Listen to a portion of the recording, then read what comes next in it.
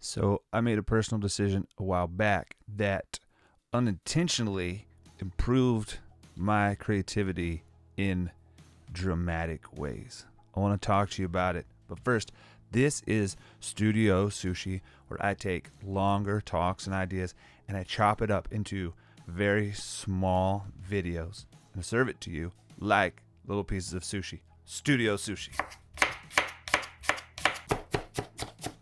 Have you ever openly criticized somebody and then found yourself in a room with them later and realized they're actually better than you are at what you do? That has definitely happened to me. At some point, I decided that I was no longer going to be a music critic. If I was going to be an artist, I was going to have to give up being a critic. It's a personal decision.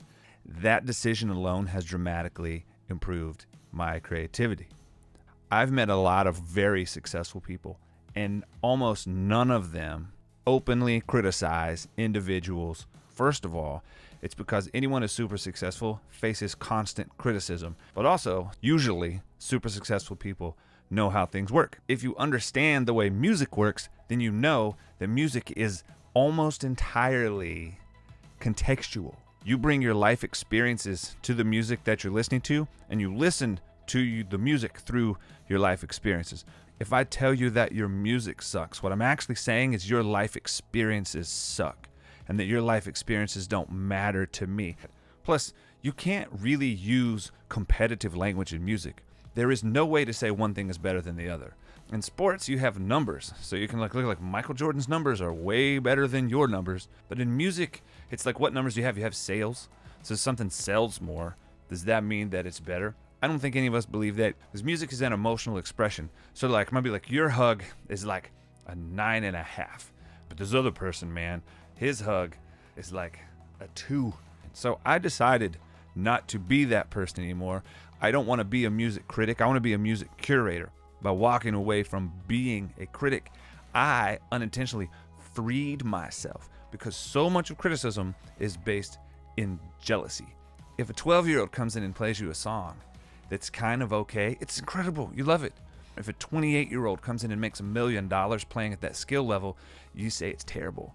You're not jealous of that 12-year-old, but you are jealous of that 28-year-old. Jealousy is a terrible collaborator. Humility is an awesome collaborator. Because when you enter into your work with humility, it means you can do whatever you want. You don't have to worry about if what you're working on right now is good enough. And you realize that the most important aspect of creating is showing up. And so if you're overly critical, you're going to have a hard time creating in those moments when what you're doing is not very good. Anything that's good begins not good. And so you have to have the freedom within yourself to create. And the brain science supports this. You have the analytical side of your brain and the creative side of your brain. And if the analytical side of your brain will not allow the creative side of your brain space to do its thing, then you have a blockage. I learned this unintentionally, but it's revolutionized my creative journey. I hope this is helpful to you. It's Studio Sushi. Anything, any topic, any idea, any question you want me to tackle in a future video, post it in the comments. Be sure and like it, save it, and share it. Lets me know that you like these videos, and I'll keep doing them. Thank you guys.